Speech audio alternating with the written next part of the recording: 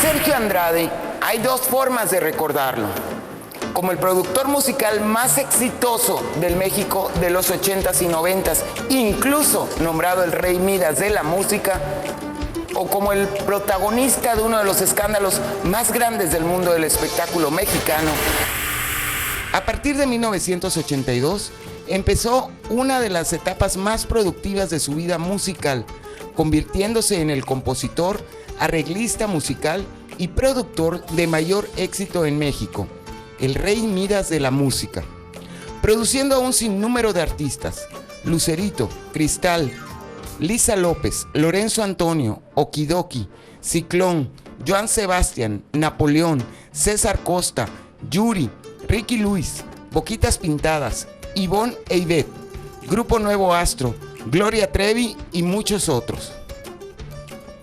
Apoyado en su talento musical y sus conocimientos del medio del espectáculo, produce de manera independiente a la cantante Gloria Trevi, quien se convertiría en la más importante artista joven de la década de los 90s en México.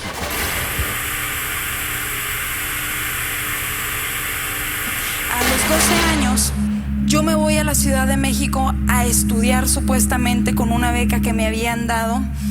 Música. Desde niña yo había tenido el anhelo y la inclinación por la música, y me voy a la Ciudad de México a estudiar en una escuela supuestamente con los mejores maestros, invitada por un artista muy popular en esos momentos, una artista a quien yo idolatraba. Se suponía que la oficina donde él operaba era también una academia. En México. En México, en Adolfo Prieto. Por el Monumento a la Revolución, ¿no? No. Esta estaba en Adolfo Prieto. La del Valle. Por la licuadora, por ahí. Ahí fue donde tenía su academia.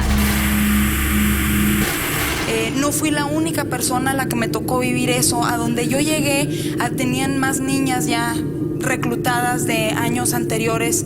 Niñas que curiosamente ya parecían no tener una voluntad. Ahí había era como una especie de secta. Eran niñas que no podían ir al baño cuando tenían ganas de ir al baño, niñas que estaban en un estado de salud deplorable porque no se les daba el alimento suficiente.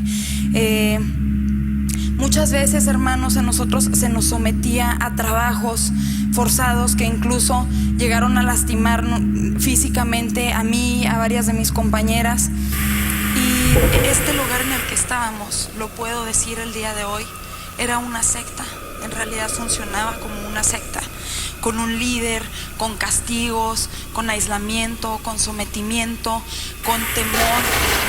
A la par de esto, yo quiero comentarle que en una ocasión, una de las niñas que estaba ahí, que era procedente de Chile, de la República de Chile, ella intentó escaparse en una ocasión y logró escaparse de una de las casas en las que a nosotros nos tenían en la Ciudad de México.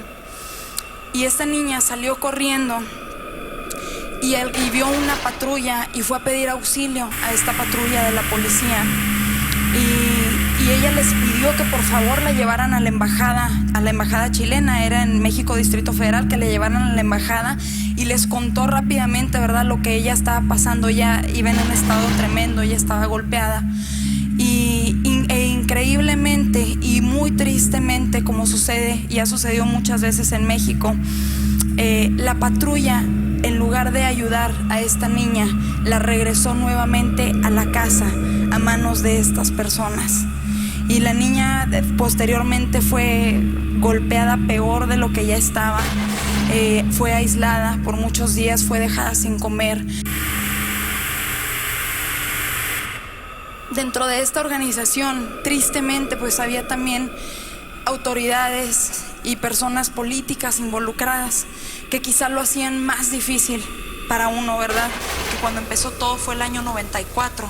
Hasta la fecha, el hermano en la carne de este hombre ha tenido puestos políticos muy importantes. Primero fue senador de la República, después fue diputado y ahorita tiene otro puesto en gobierno importante. Y él siempre decía que contaba con el apoyo de su hermano. En una ocasión, a mí se me sentenció a 500 latigazos con cable, con esos cables. Y en esta ocasión se me sentenció a 500 cables lo que me iba a pasar, yo sentía un hormigueo en mi cuerpo tremendo. Nada más de imaginarme cómo le iba a hacer para poder soportar. Porque cuando a nosotros se nos golpeaba, no podíamos llorar. Si usted lloraba, no le dejaban de golpear hasta que dejara de llorar. Yo comencé a pagar esta sentencia. Me los iban a dar de 100 en 100 por día.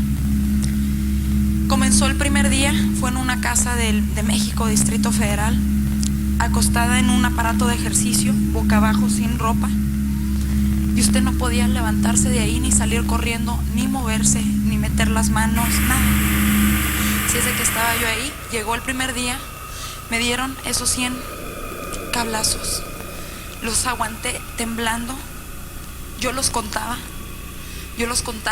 uno por uno, así en mi mente los iba contando y le pedía a Dios que me ayudara a aguantar. Y decía, ya falta poquito, para eso los contaba. Pero cuando no los contaba se me hacía más eterno. Y en eso me fui al baño a ponerme la ropa, porque la ropa estaba en el baño. Y cuando yo entré al baño, llegué toda dolida y volteé al espejo a verme la espalda. La tenía molida, toda la espalda molida.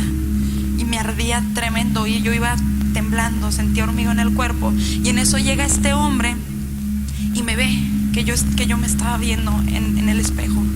Y me preguntó que si me estaba viendo. Y yo por temor le respondí que no.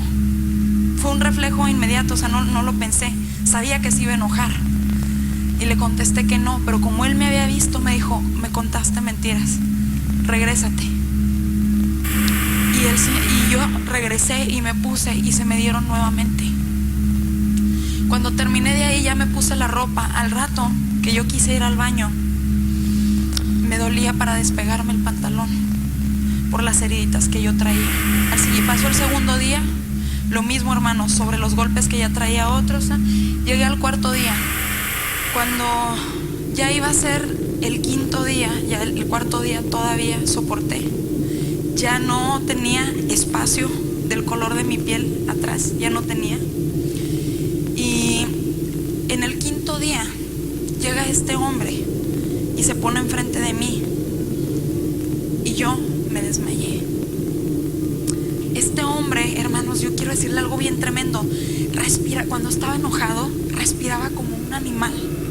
Créanlo, era como si hubiera como un búfalo adentro de él, un animal así. Su respiración era algo. Y llegó y yo me desmayé. Y cuando yo volví en mí, este hombre me estaba abusando sexualmente. Y cuando terminó de abusarme sexualmente, me dijo que ya no contaban todos los días de castigo que llevaba, porque en el último día yo no había aguantado y que mi castigo iba a volver a empezar.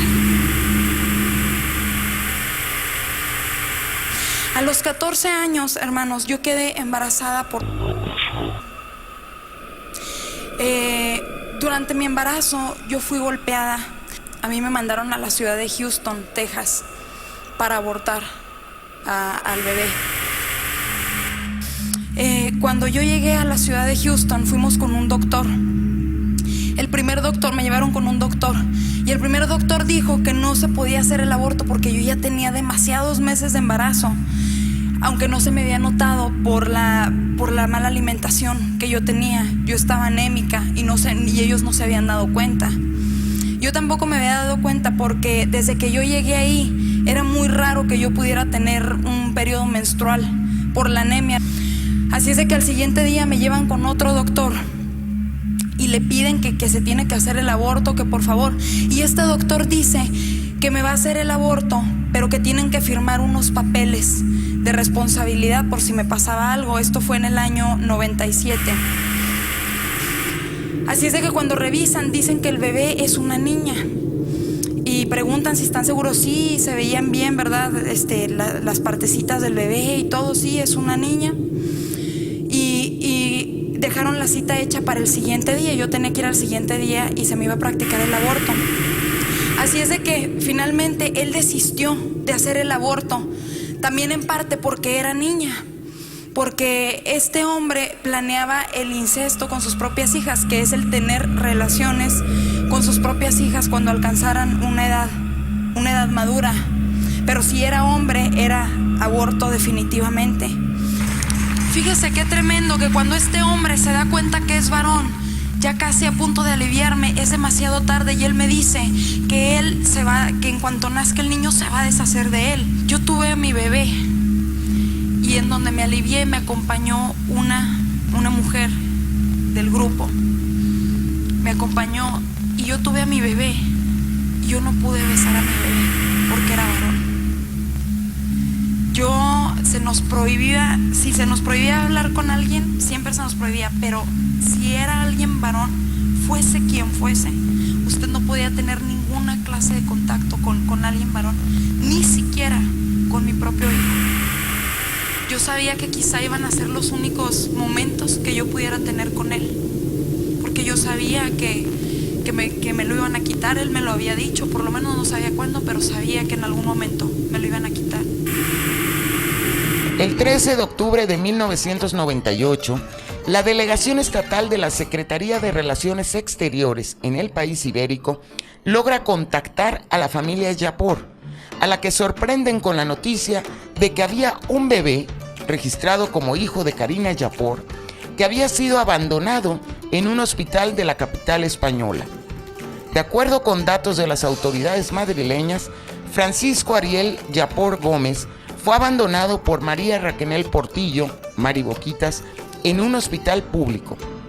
El 24 de marzo de 1999, la familia Yapor Gómez interpuso una denuncia por rapto y violación agravada ante la Procuraduría de Justicia del Estado de Chihuahua contra de Gloria Trevi, Sergio Andrade, María Raquel Portillo y Gabriela Holguín, aún sin paradero.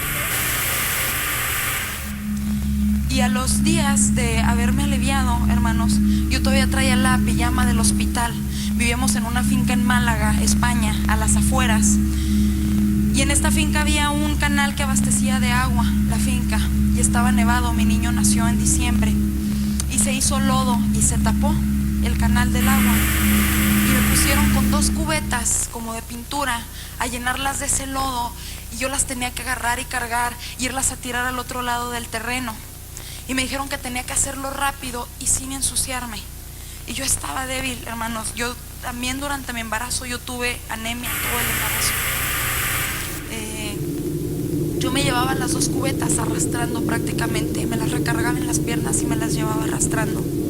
Y obviamente me ensucié. Terminé llena de lodo. Y este hombre me mandó a hablar y me mandó quitar la ropa completamente. Y me dijo que jamás en mi vida yo me iba a volver a vestir hasta que entendiera lo que era obedecerle al pie de la letra. Que si él me había dicho que no me ensuciara, yo tenía que haberme cuidado para que ni una gotita me cayera, para que no me ensuciara. Y que por eso yo jamás me iba a volver a vestir hasta que yo entendiera lo que era obedecerle al pie de la letra. Y mandó traer 2 bolsas de plástico negras de basura. Y me pusieron una bolsa como si fuera playera, sin ropa interior y sin nada. Y la otra bolsa por abajo como si fuera un short. Y amarrada con un pedazo de hule. Y me sacaban todos los días a las 5 de la mañana en la finca, en el frío, a trabajar descalza. La poquita leche que me salía del pecho se me corría y me hacía que me diera más frío. Y cuando me metían a la casa en la noche para dormir, yo tenía que quitarme las bolsas de plástico y tenía que acostarme desnuda en el suelo frío. Me daban una comida al día, no tenía suficientes calorías. Y cuando yo entraba a la casa para descansar, yo me ponía en una esquina de la habitación y me abrazaba las piernas y me tapaba con el cabello. Y duraba toda la madrugada abrazada en un rincón para darme más calor. Cuando pasaron como 10 días de esto, yo empecé a sentir que ya el corazón se me estaba parando. Ya llevaba días que me dolían las venas, las articulaciones, como si la sangre batallara para pasar. Y cuando comencé, estaba yo en una parte de atrás de la finca, con una varilla picando tierra, haciendo unos hoyos en la tierra que me habían puesto a hacer. Y empecé a sentir una desesperación, empecé a sentir que me quedaba poquito tiempo, que me iba a morir. Y entonces, como pude corriendo, por decir, porque estaba débil y no podía correr mucho, me fui acercando hasta la casa y tomé fuerzas y me puse enfrente de este hombre y le empecé a gritar. Con ya lo poco que tenía, le empecé a gritar que por favor me dejara ir y que si no me iba a dejar ir, que me matara porque ya no podía más, ya. La historia terminó en Río de Janeiro. Después de fugarse de la justicia mexicana, Gloria Trevi, Sergio Andrade y una corista fueron arrestados por la policía a raíz de una orden internacional de aprehensión que debiera finalizar con su extradición a México. En ese país, la justicia sustancia 2 denuncias concretas. Una de ellas es de la familia de Karina Yapor, quien llevaba casi 6 años al cuidado de Andrade y a quien se le acusa de haber abandonado un hijo en España. Sergio Andrade fue declarado culpable por el juez séptimo penal en Chihuahua, Javier Pineda Arzola, por los delitos de corrupción de menores, rapto y violación agravada, sentenciado a 7 años, 10 meses de prisión y a pagar una multa de 3.591 pesos, $359, para el Fondo Auxiliar de Administración de Justicia y 1.061.500 pesos, $94.000, por daño moral a Karina Yapor. Sergio Andrade salió de prisión en el 2007, después de casi 7 años de estar en ella. Actualmente, Sergio Andrade sigue produciendo música, sigue escribiendo libros y disfrutando de una libertad plena.